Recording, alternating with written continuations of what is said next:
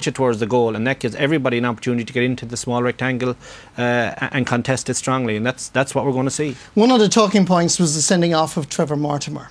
Do you think he should have gone? Absolutely. There was no question. He knows that himself. Just was a badly timed tackle, and he can have no complaints. OK, Kevin and Colm, stay with us. Another headline appointment during the winter was Paddy O'Rourke, the former Down All-Ireland winning captain, as the new Armagh manager. Last night, the Orchard County travelled to Park Charlton in Navan to take on the Royals.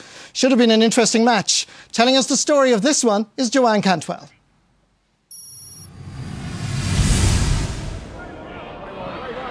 Meath had a mediocre league campaign last year, but still went on to reach an All-Ireland semi-final. There are signs they should start this year better. Within a couple of minutes of throw-in against Armagh, David Bray carved out an opening. And his brother Stephen was in the right place to put his team a goal to a good with only 2 minutes played. That Bray combination really looked like it could cause problems in the early stages. And David Bray got on the scoresheet this time round as Meath continued to control proceedings and went 4 points up midway through the first half. Armagh appear to have been practising their marks. Well, Charlie Vernon has anyway.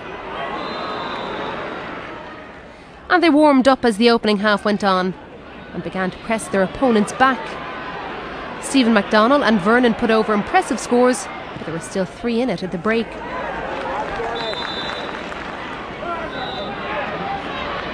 Armagh didn't improve on their start in the second half. 12 seconds after throw-in, Mark Ward's free from midfield was snatched by Jamie Queenie and expertly dispatched into the net. 2 goals now separated the sides. But there was no sense of panic from Armagh, and Ryan Henderson, McDonnell, Finian Moriarty and Joe Feeney tagged on points without reply to gradually chip away at the deficit. McDonnell's shooting had been wayward at times in the first half, but in the second he drove his team forward. The former Footballer of the Year flicked his 5th score of the night over the bar to bring Armagh within a point. His 6th soon followed and had them level with 15 minutes left. But they couldn't build on that, or maybe Meath just wouldn't let them. The game had a scrappy end, and free from each of the Bray brothers decided the outcome in Meath's favour at 2-8 to 13 points. So Meath proved that their place in last season's All-Ireland semi-final was no fluke. I'm sure you were pleased with that performance, Colm O'Rourke. Well, I was pleased with the 2 points. I don't think the Meath management or the players would be that happy with the performance and think if Armagh had to get a draw or a win and nobody would have quibbled with it. But it was a great start. It's a competitive division. I think Armagh are quite a good team. They showed last night for long stretches that they were very good, and I think they'll be at the business end of Division 2. But for Meath, who want to get promotion, they must win their home games, and it was a brilliant start. Well done to Meath. It was a very busy day, of course, for the county teams, their managers, county boards and supporters. So let's take a look now across all the divisions and see who were the winners and the losers. In Division 1, there were victories for Derry, Mayo and Dublin, while Cork are travelling home from Monaghan with a 3-13 to 3-12 win in their back pocket. In Division 2, Laois and Meath got over the line against Tipperary and Armagh.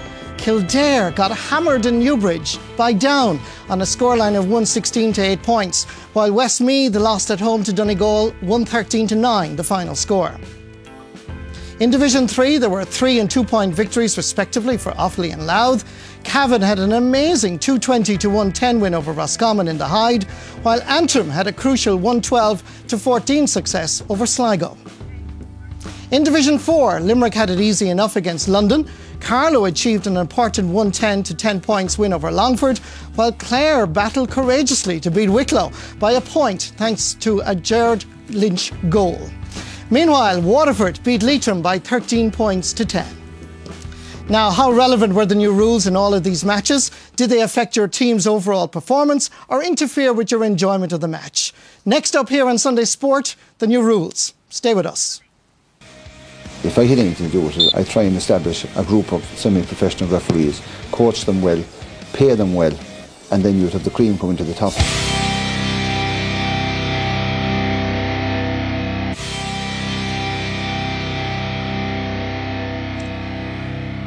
Welcome back. The winter chat has been dominated by the new rules, but today was the first real opportunity for everyone to see their influence and impact. Joining us here in the studio now is Seamus Woods, who is chairman of the CCCC and the Football Playing Rules Committee. Seamus, you are very welcome indeed. But first, let's take a look at what's being proposed and the initial views of some managers and one very prominent referee. Was the Derry goal a square ball? I think Paddy Bradley does extremely well, and the lane is run. But in terms of square ball, no, I don't think there's any question. That was a legitimate goal. So it's a legitimate goal, and that stands. Here's the penalty. Oh, brilliant save by Kerry Connaughton. Is there another score for Tyrone before the break? No, there isn't, because the referee's whistle goes for half-time here. Were you annoyed, agitated with the referee today? No, well, I mean, you're always annoyed when decisions don't go your way, and sometimes the interpretation of certain rules be somewhat different one day than another, and that's the problem I have always with refereeing, is consistency. A lot of new rules, I like them. You know, the majority of them, yeah, there is a question mark over a couple of them, but the majority of the new rules, I think, it's basically just to tidy up a game. Is there a need to change them? What was wrong in 2009 with football? Managers should have been consulted, brought together along with players and referees, and you know, once and for all decide what we want to do with this game, because you know, I think we've had too much change over the last number of years. We need to get a vision now of what we want and go with that and stick with that for a period of time. The mark is that it's at the referee's discretion. Once he makes a clean catch between the two 45s from a kick out only, he can mark the ball. But if the referee deems that he has a clear advantage, he will allow play to continue. You're not going to have that much high feeling, because people are going to at all costs stop some for the catching a ball, so it's going to be, I think it's going to be counterproductive. I like the idea of the mark. It is promoting the high catch. More teams will go out and maybe try and combat a player catching the ball, and what you're going to find is more and more breaking ball, and if anything, it's going to go against what the principle behind the new rule was. But I also believe that it's possibly going to slow the game down in its current format. The penalty is moved now from the 13-metre line to 11 metres. There's a spot now marked for 11 metres out, and you know, the forthcoming National League, you're going to see if a goalkeeper moves off his line, the penalty will be retaken. I like the idea of the penalty.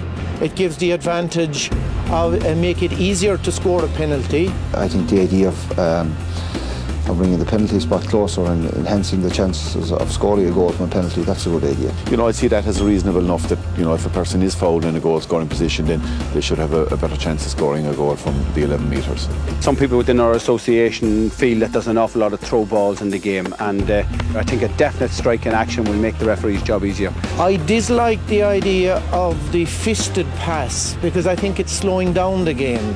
The open hand pass, if it's done properly, is a much slicker and faster pass. And so what we're trying to do is speed up the game, not slow it down. As regards the square ball rule, the existing rule that was there of whether the ball was in before the player or not is impossible to call for both umpire and referee.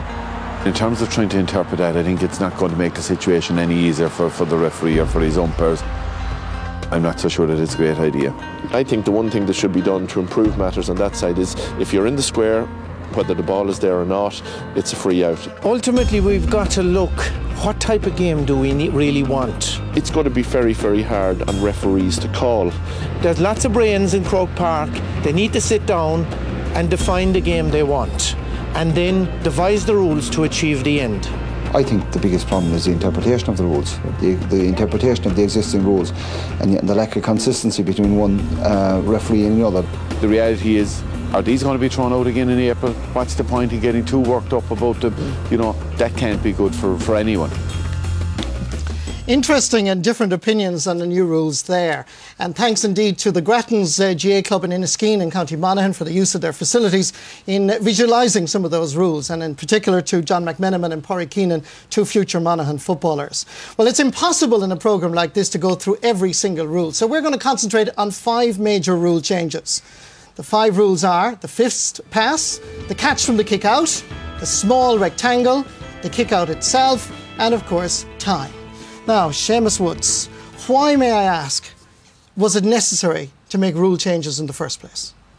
Well, the opportunity exists once every 5 years at Congress to change the playing rules in both football and hurling. On this occasion, there was a committee established and that committee set about its work in October, November.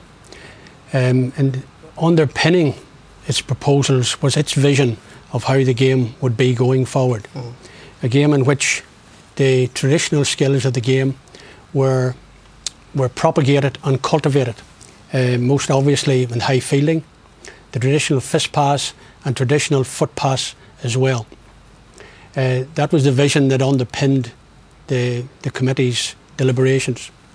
In addition to that, the committee also considered a number of issues that have proved to be contentious on occasion in games. For example, the definition of the bounce, the square ball, which has already been alluded to, the advantage rule, the charge, the definition of the charge. The committee proposed it should be shoulder to shoulder rather than side to side. And then the question of time at the end of each half, at half time and again at full time. And